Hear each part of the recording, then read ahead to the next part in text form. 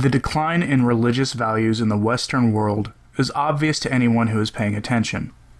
In our own experiences, most have seen the decline in mass attendance, Catholic weddings, ordinations, first communions, first confessions, all of it, except for Catholic funerals, at least in the Novus Ordo parishes and seminaries, with the only discernible increase coming from the traditionalist orders and societies, especially among the more controversial groups. This isn't about why this happens. We know why this has happened. Modernism from the Catholic Church and even in Protestant ecclesial communions has wreaked havoc on the faithful. But this was compounded by a simultaneous assault of degeneracy and materialism from the outside of the Church. As this attack on belief goes into full swing, we can see the immediate effects.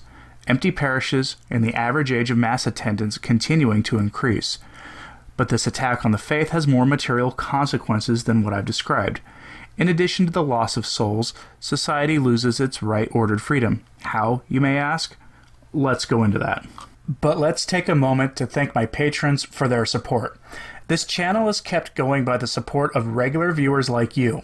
If you want to support the work of this channel, you can do so by following the link in the description of this video to Subscribestar or Patreon and helping out for as little as $1 each month.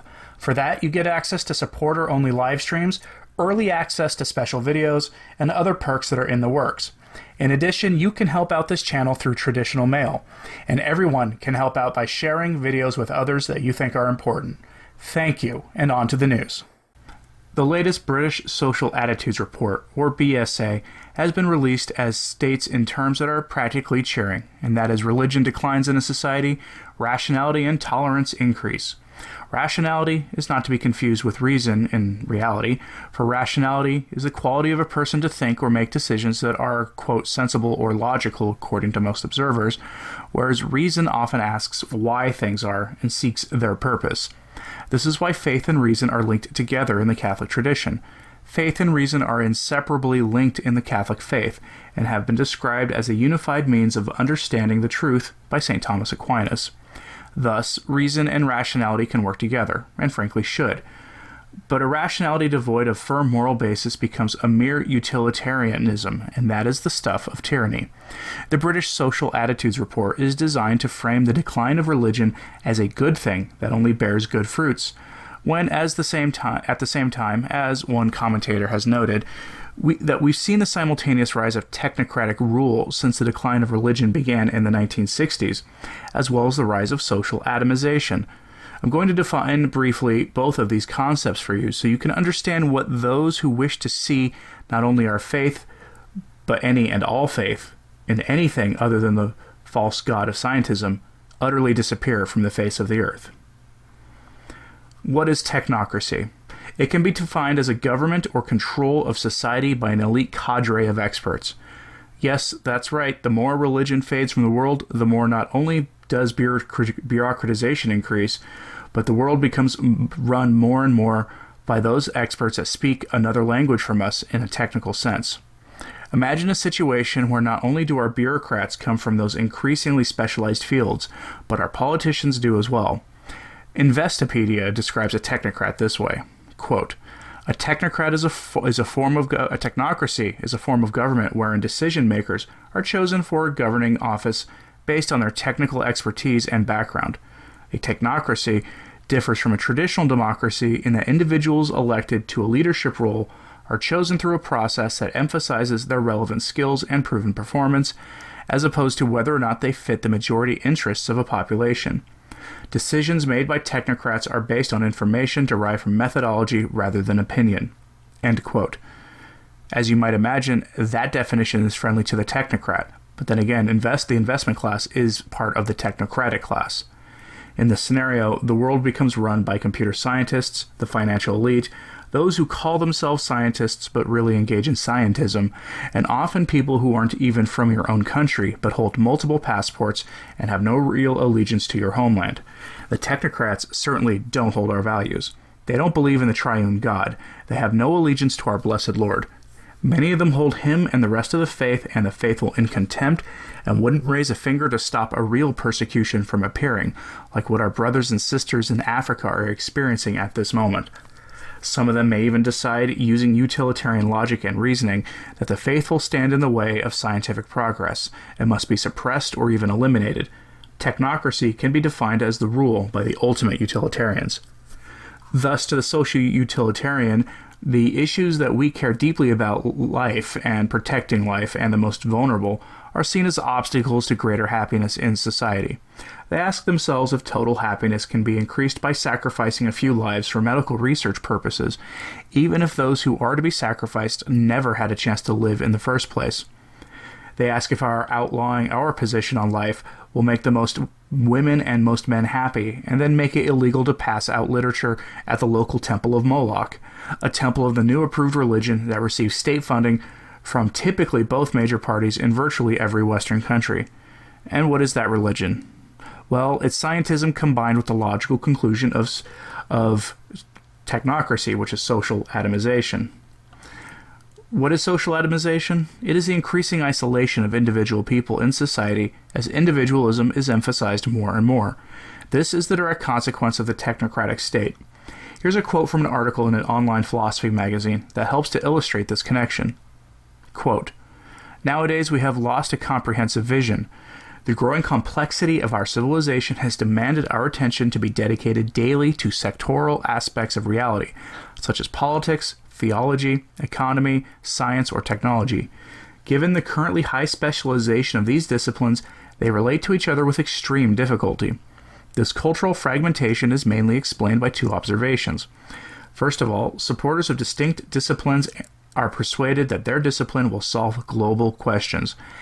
As one of the reasons for this behavior, we could point out to the unjustified and extreme trust placed in science after the scientific revolution of the 16th century. Secondly, distinct disciplines are now fighting against each other for the detention of the truth. The famous dispute between evolutionists, that is scientists, and creationists, mainly theologians, on the origin of the species is a clear example." End quote. So, social atomization can be understood as the growing centralization of the individual and the loss of community or the loss of a shared vision. In the ideal world, virtually everyone agrees that to solve social, economic, and environmental or other complex problems, people of various backgrounds should work together. Instead, we have lost a shared vision of reality that leads to mainstream economists saying that we only need to raise the GDP to solve social problems. That's just one example of this thinking. And the technocratic state is filled with these people, often getting elected to public office based on the idea of their expertise. It's not a new concept in politics either. Often we elect men to the U.S. presidency because of their technocratic skill in business, economics, or others. Americans have even elected engineers to fix the government, often with disastrous consequences. Social atomization isn't something that has been observed lately either. Karl Marx noted on atomization in the 19th century and pointed out something about social atomization that was true. That social atomization came with alienation, the feeling of the person not belonging, and sinking further and further into the self. He exploited it for his communist cause, and blamed capitalism for this social alienation. The real problem that he failed to see wasn't capitalism, but materialism, and a socialist program would cause at least as much alienation and atomization as the capitalist cause would, as both programs lead logically to an increase in the technocratic state. Where does that leave us? The institutional church has embraced technocracy. And I don't mean the existence of priests either. This isn't a diatribe against what the modernists dishonestly call clericalism. No, the institutional church has embraced technocracy through the partnership with governments to provide relief services with growing numbers of Catholic nonprofit organizations, as well as American bishops having publicists and other technocratic professionals on their personal staffs. The institutional church has embraced this in official encyclicals like Laudato Si, which openly calls for increased global government to enforce climate accords and dictates that come from purely technocratic organizations, even going so far as to endorse specific technocratic policy solutions to the perceived environmental crisis that the technocrats keep pushing. Later in this week, you're going to hear about something called the superforce, and this concept will make this all the more clear, and how a figure many traditional Catholics have strong feelings about warned about the superforce decades ago. Again, where does that leave us? The technocratic state alienates people and pushes them away from faith. It stands in opposition to the faith. The truly sad thing about this is that the solution to the problems caused by the technocratic state is the faith. Alienation and atomization are cured by Christ and his one true church. I and others I personally know experienced this in life ourselves, having been severely atomized and severely alienated until I and those others came to know our Lord and his church.